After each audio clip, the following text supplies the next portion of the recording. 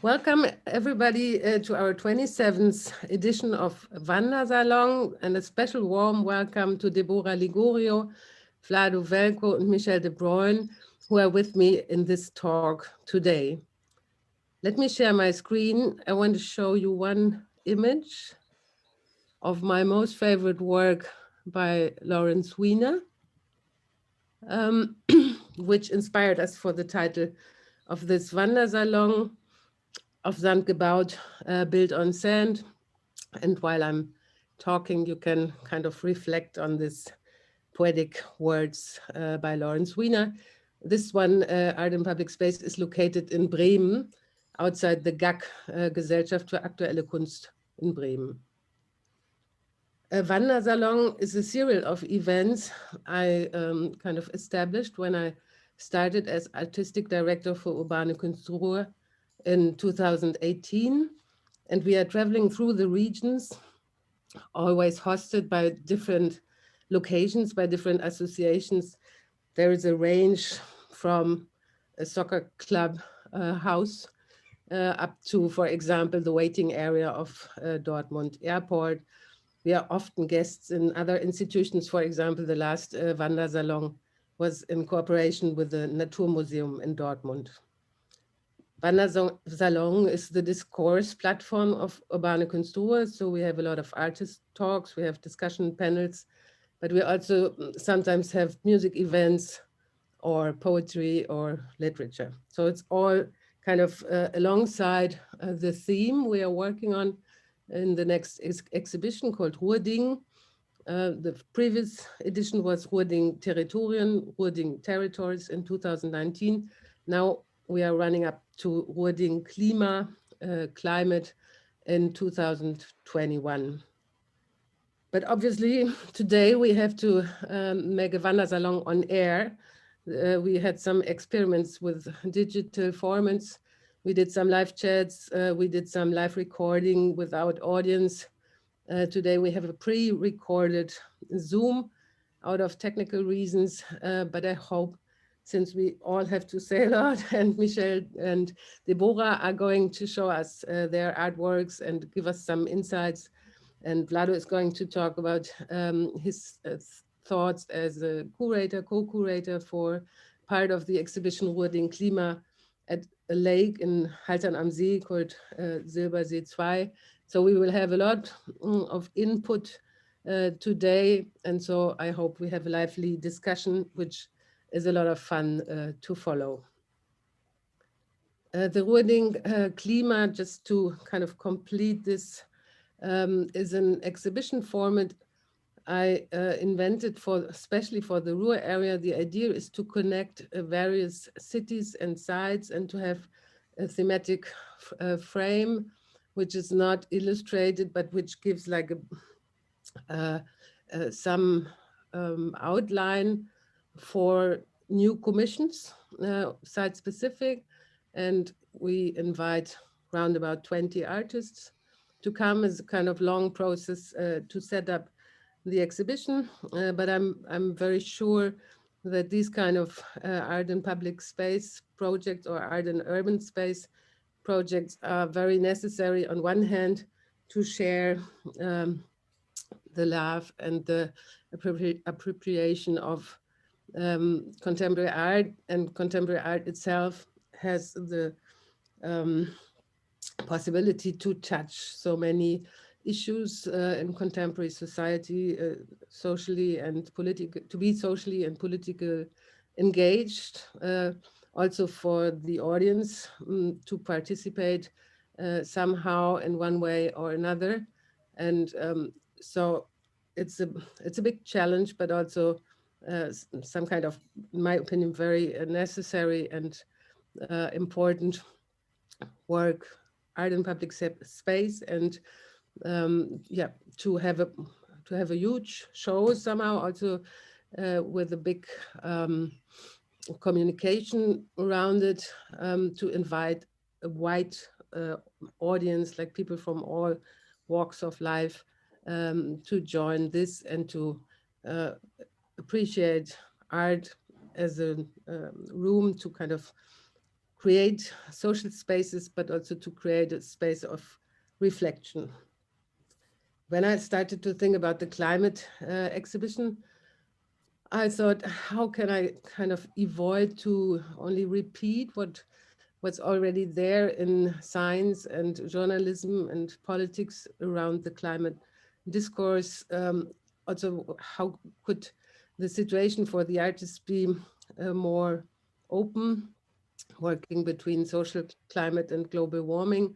And one of the first ideas was to invite Vlado Velkow as a guest curator to work on and in a lake, because I felt this is a very nice twist somehow to avoid some repetition or some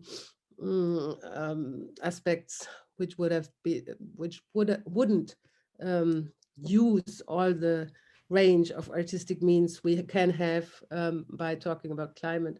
So if you have an exhibition in the lake, around the lake, the question of raising water mirrors of extreme weather is already there. And this maybe is now the chance to hand over the invisible microphone to Vlado Velkow.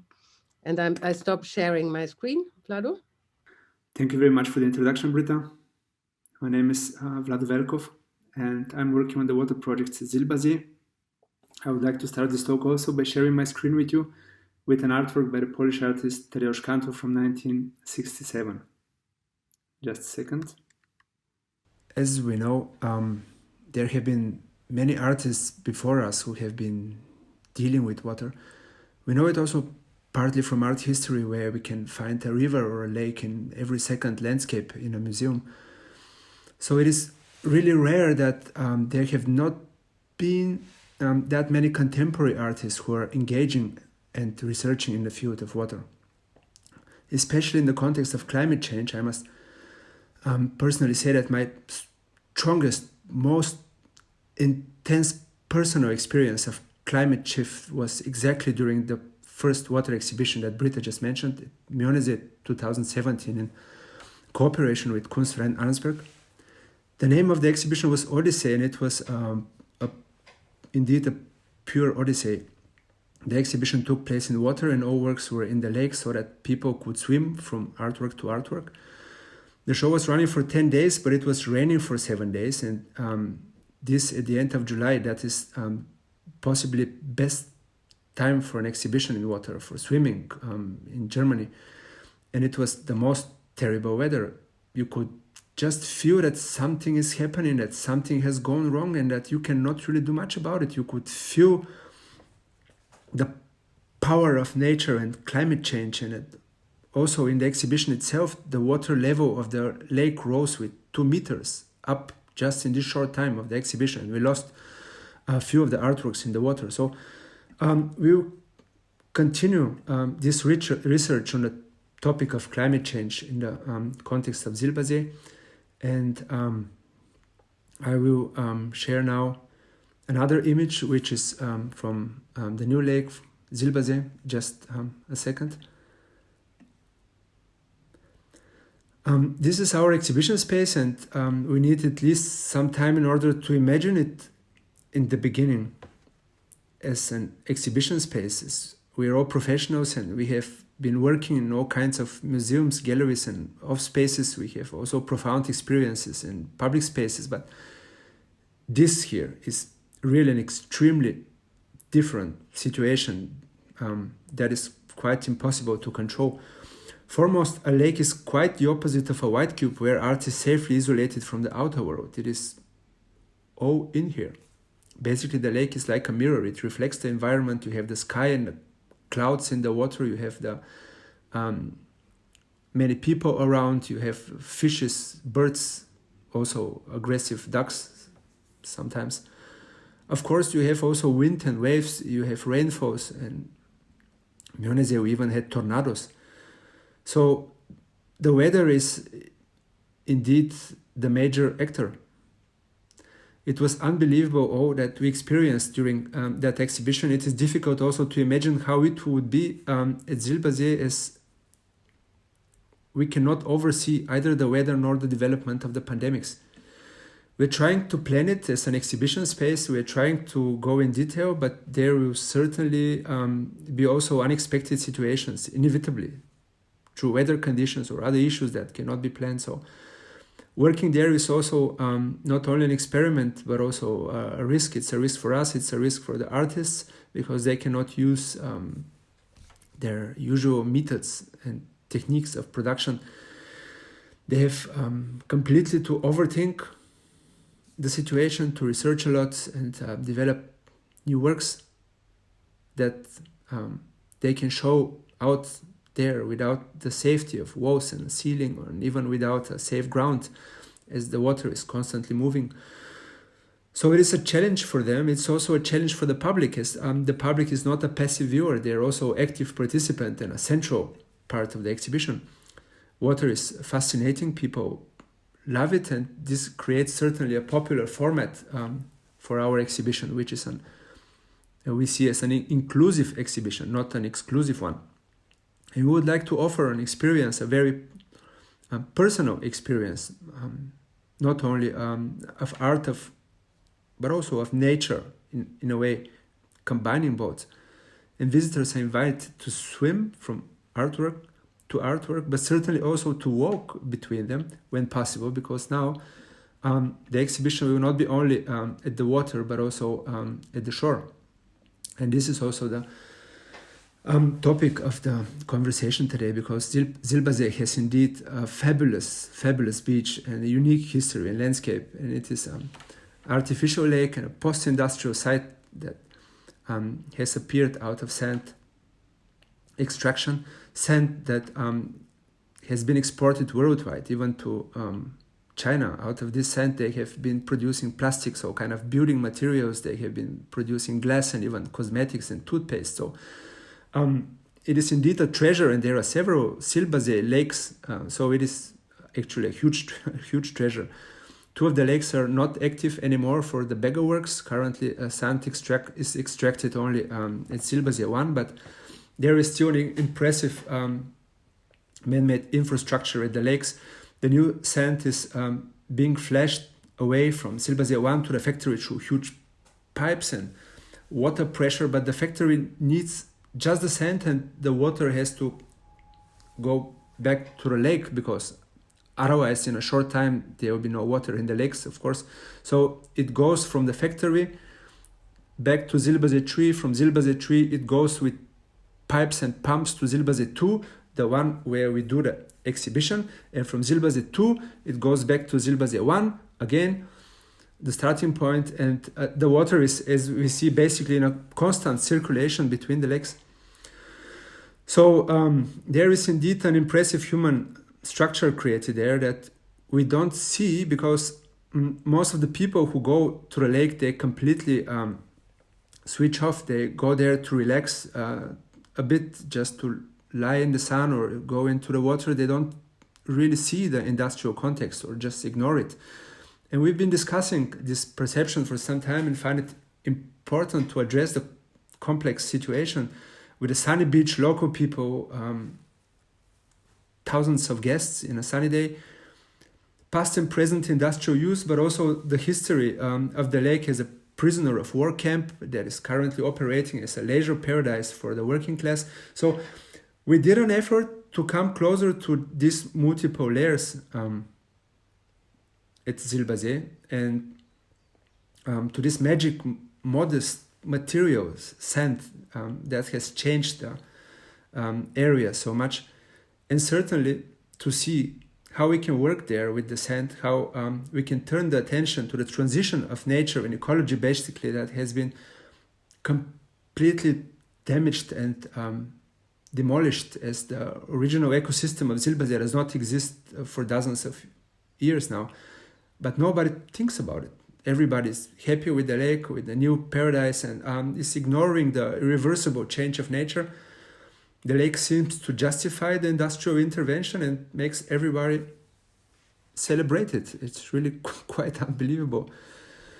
So we've been considering and discussing many artists and many positions, and I decided to invite, in this case, Michel and Deborah also to develop works for the exhibition. Although I must say here that we did not give precise direction to either one of them. We didn't say, Michel, Deborah, please work with the sand or make something in the water. All the artists had their artistic freedom to see what is interesting for them and to make proposals for the exhibition. And I wonder if it is now probably time to introduce shortly Michel de Broin, Canadian artist living in Montreal that I've been following for many years, an artist that I really admire because of his versatile work and Leonardo spirit. As Michel is not only an artist, he's also quite an engineer and a scientist working in different fields and also feeling comfortable in these different fields and is able to combine them in a stunning way. Michel is quite unpredictable. When you work with him, you don't really know in which direction it would go. So we were really curious about his perception of the complex situation of the lake and his proposal for the exhibition. Michel? Thank you, Vlado, for this introduction. I'm very pleased to be part of your project, and it was quite an interesting experience to try to propose a work for this site. When you approached me with this project, we talked about the work I've done in the forest in Alsace, in France, in the Vosges, les montagnes Vosges. It was a piece made with mirror, reflecting the landscape. And you said to me that this piece will make a lot of sense in your project in this situation, because working with the same technique will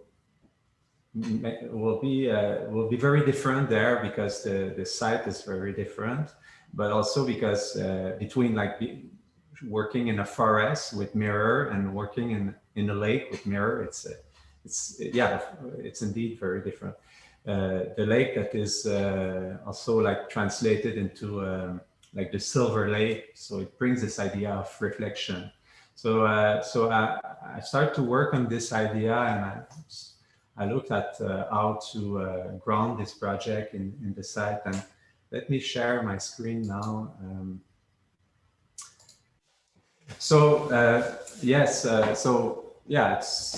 It was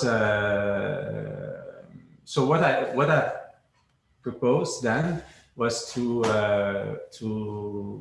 work on this idea of having a floating monument. And I think this monument take probably the vanishing of the sand as subject.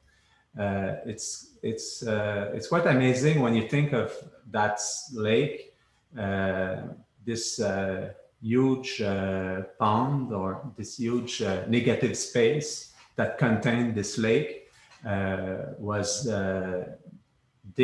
sand that was digged out.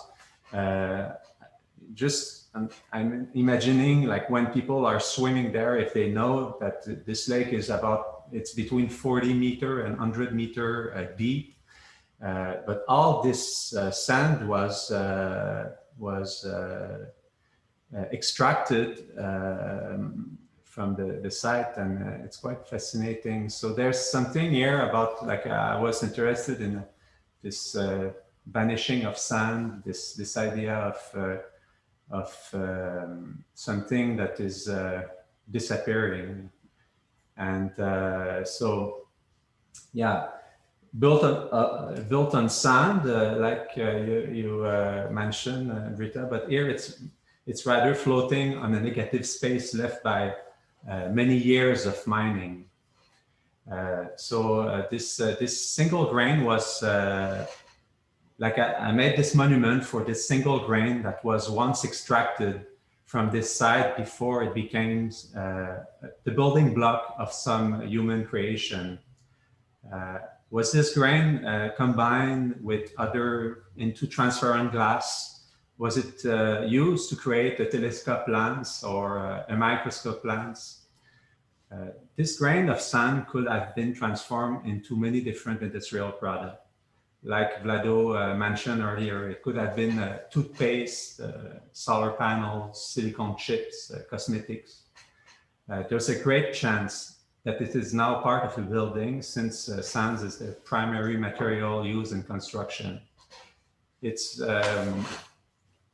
for this reason, I ask, not being able to visit the site, I would have liked really much, but it was complicated. I asked Urbane Künste Ruhr to send a small sample of sand by mail. So I received this sample, and I went to a scientific lab.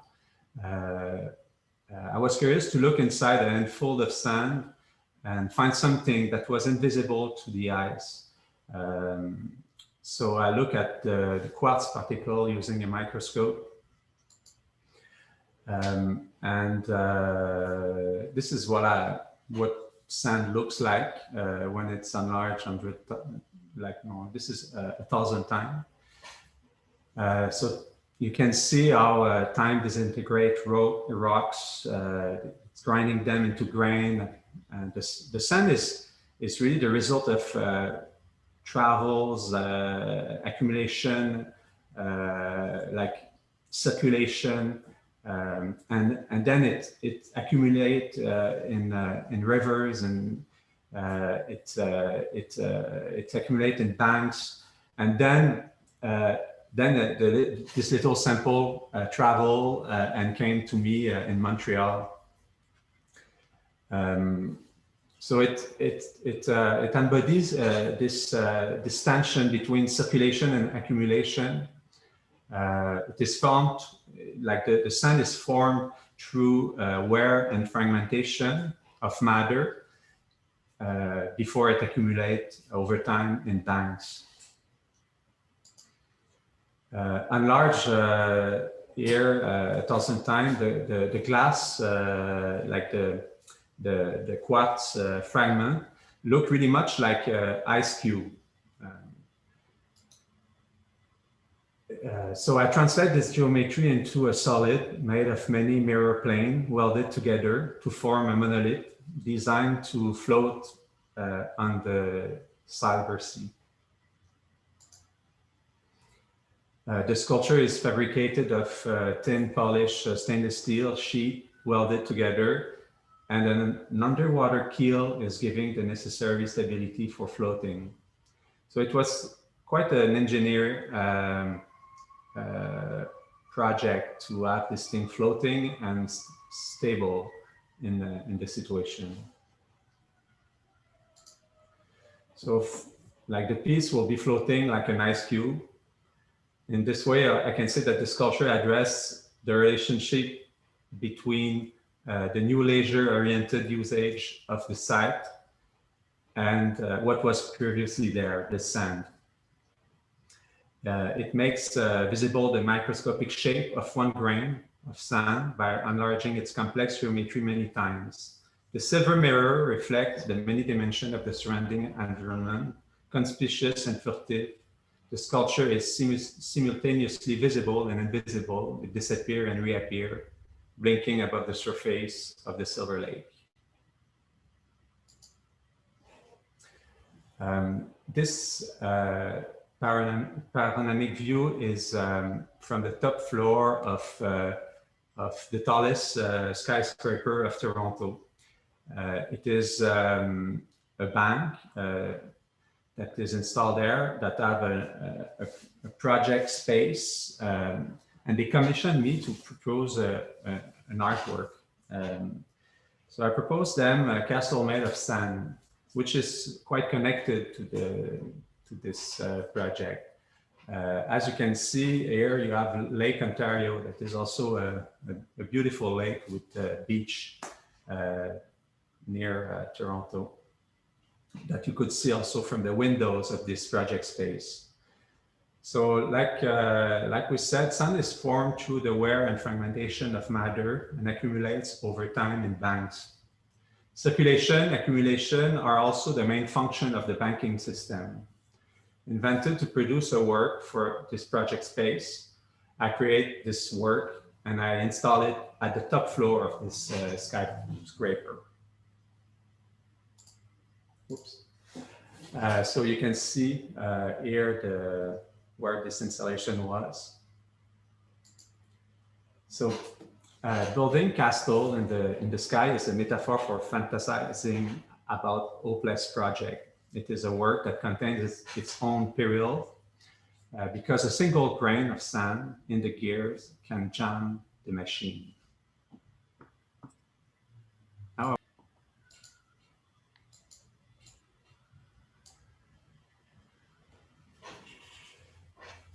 So the work consists in a production line that casts sandcastle, dispatch them on a conveyor belt, and eventually send them off the belt to crumble.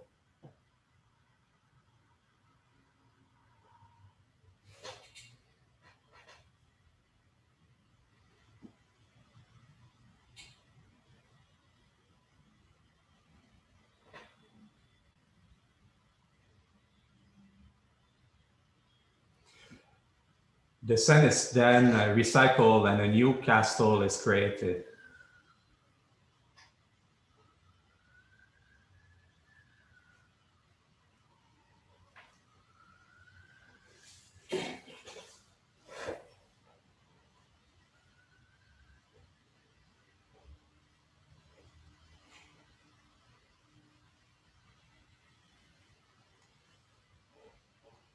The construction and destruction follow the position of the moon in the sky, which influence tides on Earth.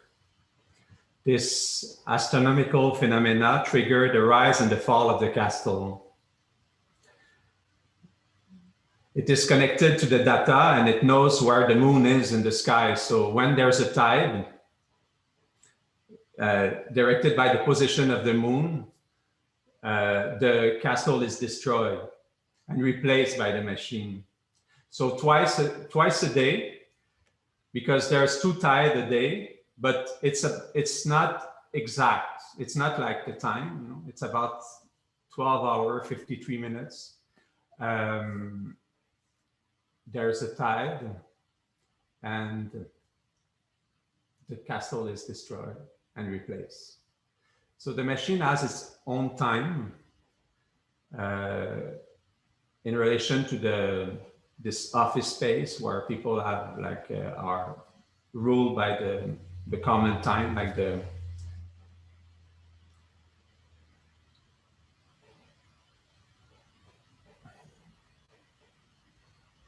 so by decelerating the process, the piece produce a contemplative experience in which these frail fortress expose their temporal existence and their vulnerability, but also enable recurrent new beginning, because the machine is continuing and was like remaking the castle that was destroyed by the tide in the process. Michel, may I ask one question? Because I asked this to myself when I saw the video for the first time. I think it's an amazing work. It's really super interesting to have this circle of building and dissolving structure. And I was wondering, is it a machine which is existing to create some, I don't know, plastic toys or something? Or did you invent this machine especially to do this artwork? It's a good question, but in fact, sometimes we don't, when we look at a machine, we quite often we forget how much engineering is involved to make them work. And when I had this idea at the beginning, when I came out with this this project that seduced the people from the bank of a sandcastle machine. They gave me the project, and I had a decent budget for the production, but I realized that my project was a big challenge, and since there were people they are really into contemporary art, but at the same time they are bankers and lawyers, so they made me sign a contract against the payment of the production budget, and they forced me to finish the work, to make this piece work. They put a lot of pressure because I told them at some point that I was unable to make this piece. It was quite complicated, and it takes many different iterations before I made this work. So I learned a lot about mechanics while doing this piece. It took me more than a year and 3 versions, and I didn't need that. So it's just that I put my finger in this project, and I had to make it work because it was my responsibility and my promise. And at the end, it worked, but it was complex, making machines. The difference between maybe an art project and a machine is in a machine, everything needs to work together. You're not allowed to make mistake. And I will say that most of my idea and my project comes from mistake, because I'm someone that makes a lot of mistakes. But in this case, when you make a machine, it needs to, all the gears needs to work together. There's no place for any ambiguity. So yes, I had help from many people. It was I had engineer that came and gave their help at some point, but at the same time, I was not able to have this piece made by others because the budget was not allowing that. I had to do it myself. So I did most of the work, but I did get help, and I was calling everyone. And when someone was had some skill in mechanics, I was asking him to come for a drink, and we were looking at the problem. And at the end, I solved the thing and I made it work. But it's not what I learned from this is that the machine are not things that work by themselves. They need a lot of human to make them work. And is it a permanent artwork now? So it's installed permanently in the bank? It's a 1-year project. So every year they change projects. So after the presentation, the 1-year presentation, I own the piece. So now the piece is mine, and I keep showing it. But every time it's a little bit like taking apart an airplane and put it back together inside the gallery space. But it's quite fun. And after this piece, I became, I will say I changed. I became that, how much your work can change you, but this piece made me become more like a mechanic in a way. I'm very careful now when I make things. And I think it's super interesting in comparison of both works that on one hand, the sand is like the pre-image for a huge sculpture, which then gets materialized. And in the other work, the sand is material which always kind of comes together to build the form of the castle, but then dissolves. And the material part of it is the machine. And I think to see the loop of how the sandcastle gets put together and then dissolves has a lot to do with economics somehow, because it's just an ongoing process of creating something and then kind of losing everything at the same time. So I think it's a super nice work, especially for a bank, I have to say. There's also this invisible part, the fact that it is connected to the like the movement of planets, and like it is in a way what triggers the machine is the position of the moon in the sky. So there's also this part that is transcending the piece. And it's the same in economic in a way. There's always this invisible end or there's this kind of make the economy being so scary sometimes. And just the idea and just the notion also of having like a single grain that you would never see. There are billions of grains, and that you take one of them, you scan it and take the form and make a monument out of it is indeed also like something special that I'm looking forward to see indeed in person.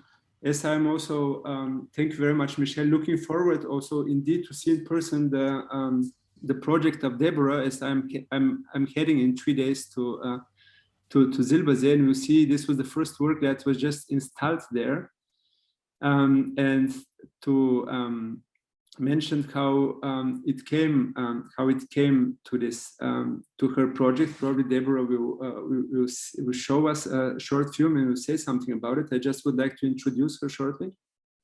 As Deborah is an Italian artist whose work I'm also following for many years and adoring also for many years. She's also working interdisciplinary also as artist and designer, working also with sculptures, with video, with books, text, meditation, creating a lot of interesting performances also in the last years and workshops. So they all have something in common, basically, that nature and landscape, they have often been the starting point of her work and of her research, and that we can often meet in her work this that ecological, technological, and feminist topics that come together at a point and take different forms, shapes, techniques that are always surprising, but also extremely interesting in a way, not only conceptually but also formally. So in the moment when we were with Britta discussing the work of Deborah, we also didn't know exactly in which direction it would go, and it was very interesting to see how she experienced the lake. And indeed, in contrast to other artists that came to see the lake with that trip, she felt there really personal existential threat that I would like to ask her to explain shortly, as it became at the end also the starting point for one of the two works that she's showing at the exhibition. Yeah, thank you, Vlado, and thank you, Britta, for inviting to the exhibition, to this Wandersalon, and it was great to see Michel work. And yeah, it's true. When we were there at the Silbersee to have an overview of the location of the exhibition, I saw this wonderful lake, and as much as in the photo that Vlado has shown, actually there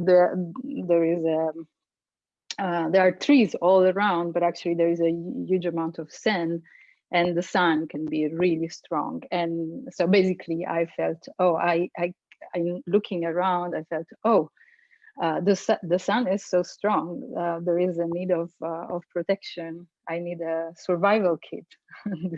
So this was a bit the idea, the idea, because I've been working on survival kits and published also a book that was called Survival Kit. So there was the idea of needing of a shade, and so I want to say as well that in responding to the invitation to the exhibition, the thematic of the exhibition, Klima, resonate with me a lot, because it's in fact something that I'm interested in, or that I've been working on, and that there is a thematic central to my work, as much as the interpretation of it in culture. And so the idea was to create two works: the planting of trees, of which I'm going to show you a video, and guided meditation app that is related to it. But probably I can keep talking while showing the video at the same time. So I'm going to, let's see. So the video is here, and I put the sound down, and I'll share my screen. The lake, and so I would like to say that the work altogether is called "Take Your Time, ein Spaziergang mit Meditation über Ökologie und Verletzlichkeit." The point of the idea of saying "take your time" is a bit the point of find your way to address this issue of climate change. And probably the solution is not one solution, but is a combination of voices, or of solution to which everyone can contribute in a different way. And the idea of planting the trees was this immediate, let's say, response or solution to the wish of creating shade. And why the tree was because of introducing a natural element, or let's say still adding another natural element, supporting more life. And also because my work has been shifted very much into the idea of moving the viewing of things to the experience of things. And this is very much what happens as well with the guided meditations that are going to be in the app. And there was a work that started with a series of workshops where the point is not the performance, or where people look at the performance, but is about experiencing something. And this, so the guided meditation are the second part of the work. And instead of having myself being there in person, they're going to be in a app that anyone can experience from their phone and follow the meditation. The trees are actually a oak tree. I wrote down the name in English because I have like I can say, so it's a oak tree, Eiche, Quercia, which is probably this one. And then we have a field maple, which is acero in Italian, a field on in German, and a hornbeam, Hainbuche, Carpino in Italian. The choice of the tree, it came with, it's clear that we're planting tree in the sand, right? So which is in a way kind of counterintuitive. But there are few other trees around on the sand. So it was clear that it was possible to have trees on the sand. And so with the help of the assistance we worked with gardeners that are actually the one who are planting the trees, and search for which were the trees that could have survived this situation, and in which way we could have planted them and help this beginning of letting them take roots and ground themselves into the landscape or the environment. I think this is a very powerful utopian image somehow, to see how they plant trees in the sand. It's really amazing.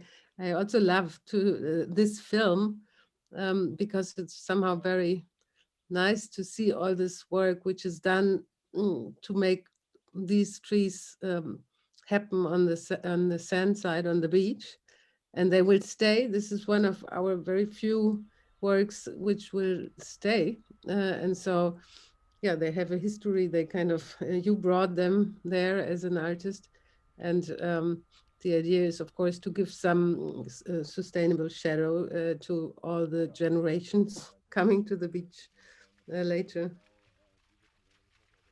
Yeah, indeed. There is with the idea of um, looking at the effort and what it provokes the artwork. So what is stay and what it becomes after.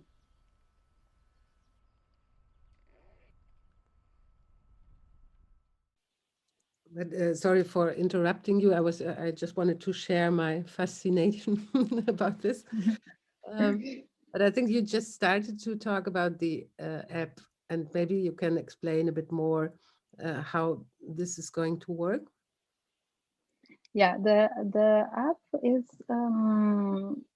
so in a way, as I said, I'm working since some time with this idea of guided meditations that are an appropriation of the concept of meditation, and is a combination of instructions and meditative breathing techniques and philosophical ecological feminist theory and suggestions.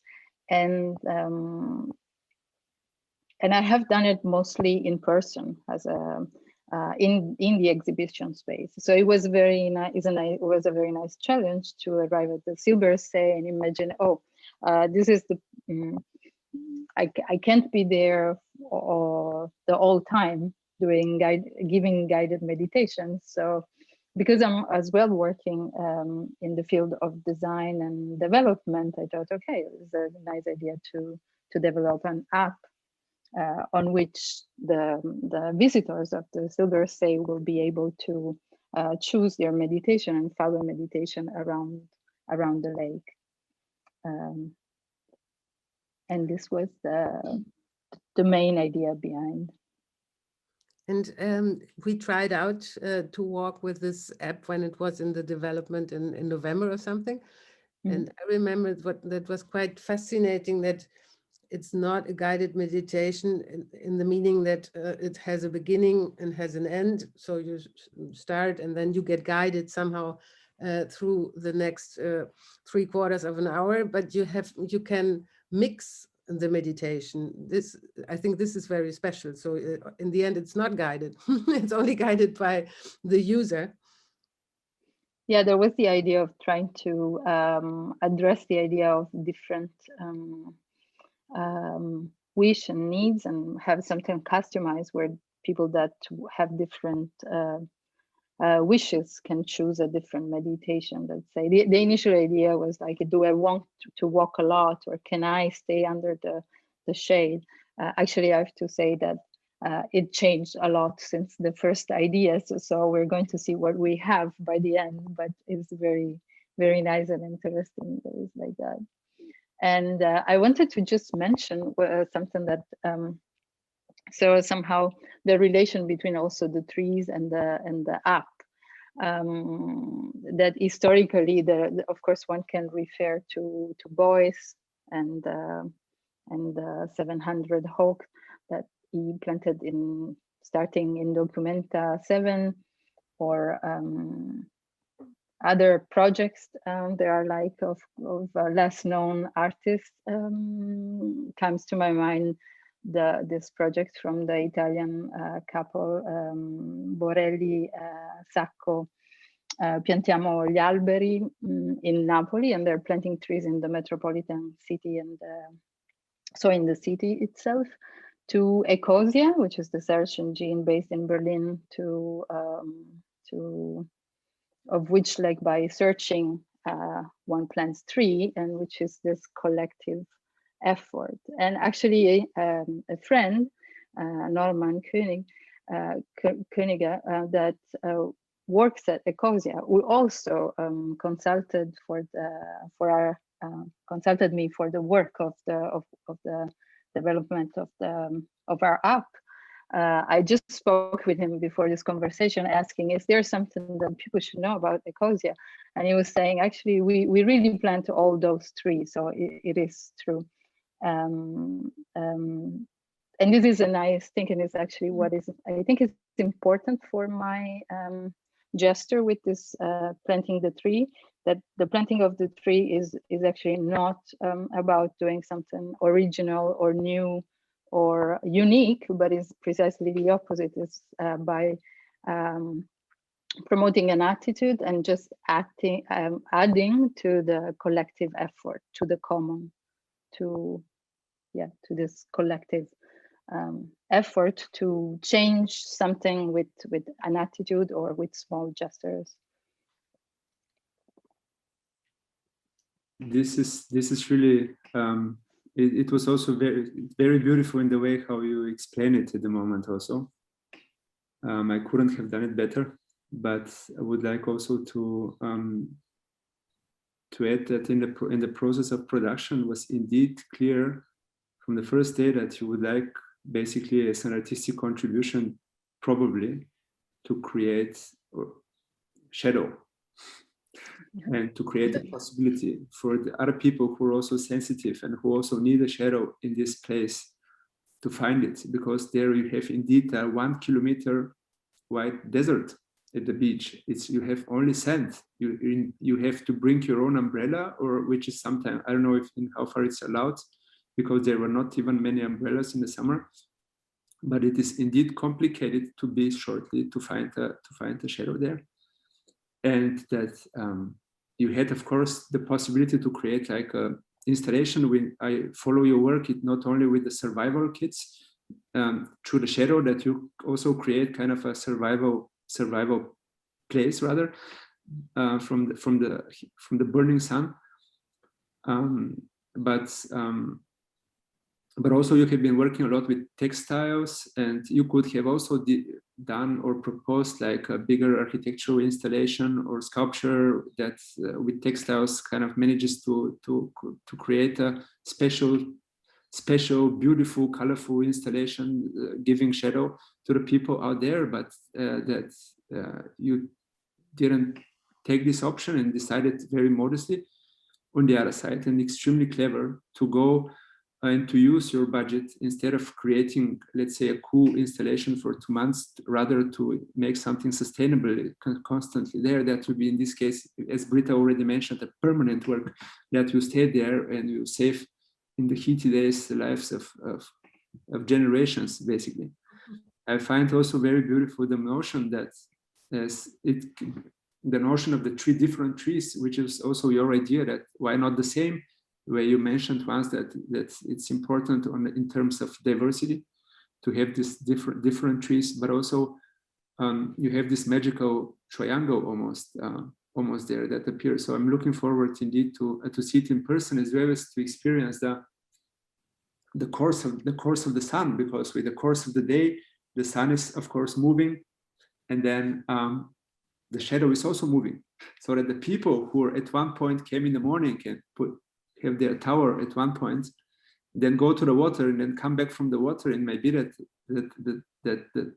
they are not anymore in the shadow, because the shadow is going forwards, and that there's somebody else has overtaken, or that they have to move themselves, so they become also kind of a part of almost like a shadow game, a shadow performance, tracing following the shadow around in a kind of dance throughout the day. Looking forward to see it, as well as of course the guided meditation. As we with Britta spoke also yesterday about it, I'm really not so much have no experience, actually, not at all, with meditation. I'm also don't have experience even with yoga, and have a lot of respect for that, and I'm also curious to see it in the way that you do it. And I like also the possibility that it is not just a workshop, but also that it's there something basically as an app that could even also after the duration of the exhibition could be reached, and people could have the option interactively to go and decide to go different ways of meditation and experience the situation there. Maybe I should. A question about the app, because I remember that we had some discussions about site specificity, like there would be integrated some parts, for example, about the history of the lake. And I'm not sure if they are still in there. They are still in the concept, or is the concept now more like global, not really site specific? There is the idea of site specificity, yet the app will be accessible from everywhere. So if someone follows the meditation from somewhere else, will have the option to do it anyways. It just will have a different experience. So in the moment of referring to a point or to something, if one, let's say all the people at Silbersee will be guided to the same point, but actually if you're somewhere else, you will be able to do it. It just have a different experience. There is a location. Sorry? I just said then you end up in a parking slot or somewhere, maybe. Yeah, probably. There is a geolocation system. So there are really points where one will know that they could go at the Silbersee. But if you're somewhere else, you just know that actually they are not meaningful for you, and you will follow the meditation anyways. And I also, maybe you should say in relation to what Vlado was saying about the meditation, actually, I am aware that this term often misleads those who do a lot of meditation and those who don't have any experience with meditation, because the one who have no experience with meditation, they think, oh, this is something I don't have. And the one who do a lot of meditation, they start to meditate and then they feel confused. They say, oh, this is something else. It's not actually a typical meditation. Even though even in meditation you can do many things, but what it is about the meditation is like there is a somatic experience. It is something that is an experience. So it's not about looking at something the way it's presented, but is looking at something through your own to a specific awareness, let's say. I wondered also in how far probably the work changed, because it was posed and conceived in a time before Corona, and now, I mean, in the times before isolation. And meditation is also in a way a kind of abstraction and self-isolation. So you have in a way partly in Corona times kind of this double isolation. I wondered in how far, if you have experience with that the work has changed, or in how far probably meditation has now, does it play a different role? Did people need it now more in stressful times? When they had more time and they were more at home? I don't know. I'm also not so much into that topic, so I wanted to mention it and to ask you about your opinion. Actually, what is particular about the fact that in fact there was a pandemic in between when the exhibition was supposed to inaugurate, and actually one is inaugurating now in a month, is that with the let's say the technological device that is used for the guided walk, basically anyone can experience this work despite the pandemic. If people can enter the Silbersee, they can totally go there and experience it, and there is not the problem of as much as we are communicating via Zoom. For the being more aware of yourself, maybe that's sometimes. But in a way, I was I find that both work they can absolutely live despite the current situation. And maybe I can jump or throw the ball to Michel to ask the same question. How do you feel that your work has, or this specific work has been impacted by the pandemic or the current situation? In my case, it's more that I miss the opportunity to install my work on site and enjoy the situation, and like making installation in a landscape is for me like an opportunity to experience this landscape. But here we work remotely, so it's very deceptive. For the public, I don't know how things will be if the lake is open to the public this summer. I hope, but I even don't know that.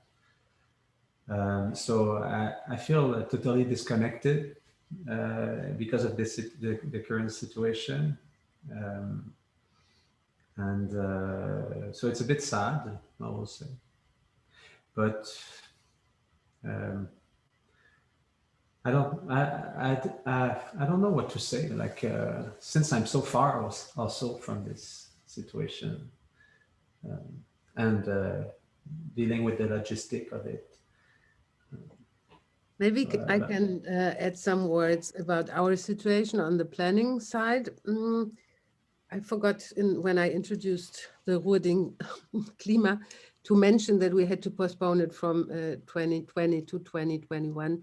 But I think in the end, for a lot of projects, this was a good turn to get one more year developing things. And we have some new work, especially addressing the experience with the pandemic, and also the connection between climate and pandemic experience is stressed. And I think this is a quite good chance, or was a quite good chance, to adapt on this. But for the lake, since this is a difficult situation in terms of administration and insurance and everything, you can imagine, you see the work by Michel, for example, has to be fixed on the bottom of the lake, which looks super easy and nice and floating, but it's an engineering work which is kind of heavy. So these positions didn't change so much. But of course, the reception somehow also changed. As Vlado said, the reception of the offer to have a meditation around the lake now maybe is more connected to you can be on your own, or you can kind of experience your body outside, but maybe wish to be with other people and to be more close to each other. I don't really know how the situation will be in between the two lockdowns. It was, or the visitors for the lake had to register and to get a ticket, and there was a limited amount of visitors allowed. And for the whole exhibition, which hopefully opens its doors in May 8th, and in 4 different cities, I also forgot to mention, but it's important to get the full picture. We are in Gelsenkirchen, Herne, Recklinghausen, and have this part on Silbersee II, where Vlado is working together with me as a co-curator, and the others, there are all new commissioned works, and it's like it's a really huge show and a lot of work for the whole team. We are really in the run-up now, in the last meters of production, and we go full power. And we hope that we can open on May 8th. And if we cannot open, maybe we can open 1 week later. And if we cannot open 1 week later, maybe we have to open 2 weeks later, and we will communicate all this via social media, via press and newspapers.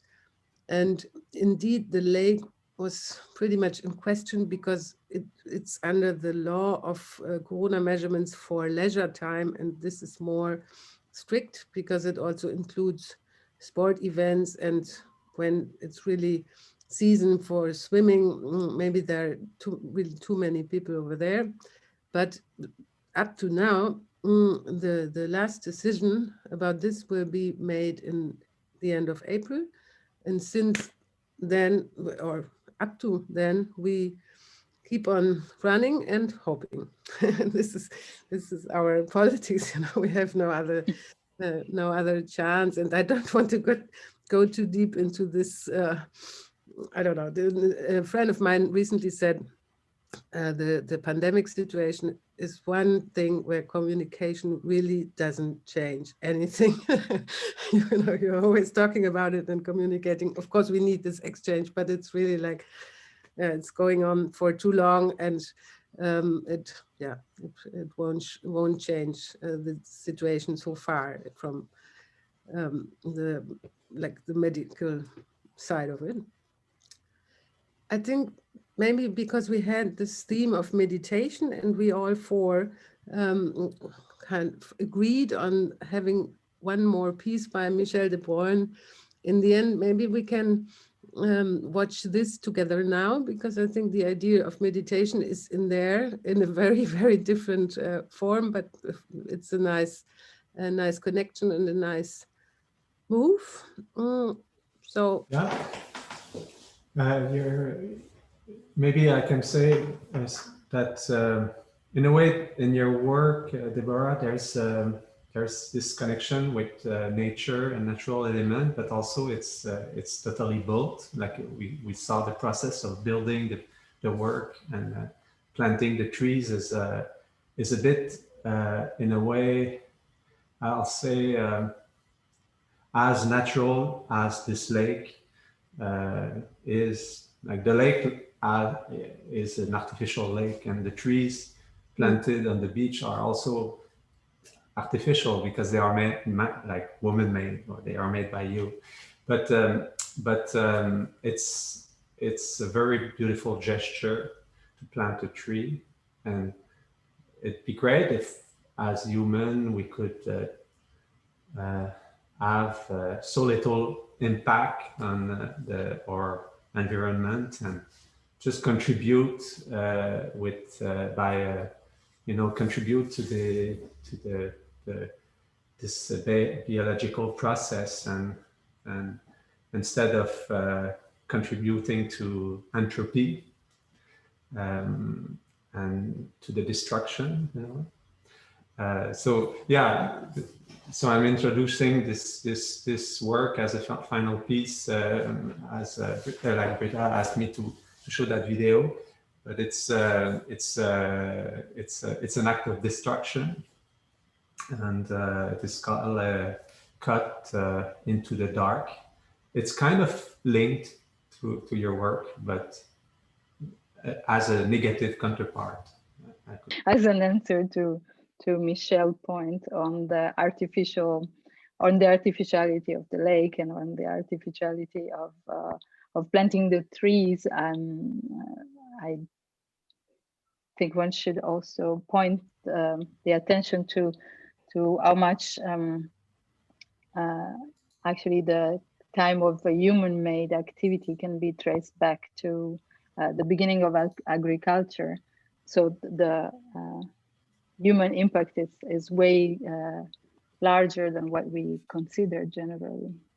Before you start, Michel, maybe Vlado wants to say something, because I think this will be the end of our talk, and I would really like to thank you all. I think it was amazing and interesting, and I'm super happy and looking forward for the exhibition, and maybe there is another chance also to have more talks and reflection about it, especially about the question, what kind of input can art have in the climate discussion, because I think you both choose kind of different ways to deal with things, which is also interesting. And this is something which covers the whole show, that we have a huge variety of artistic positions, and also they're quite complex in themselves. So it's not a didactic show somehow, but it's also important to have works like Deborah's, which are more utopian somehow, very constructive. And then we have some works which are more alarming or kind of confronting everybody with,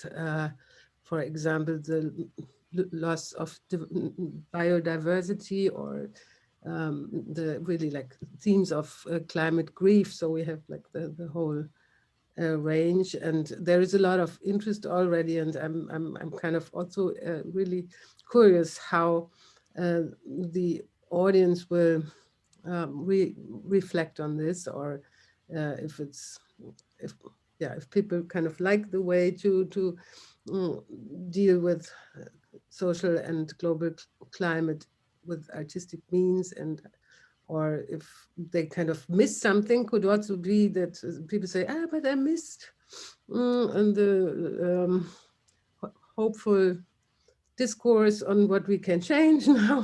Whatever. So yeah, I'm curious.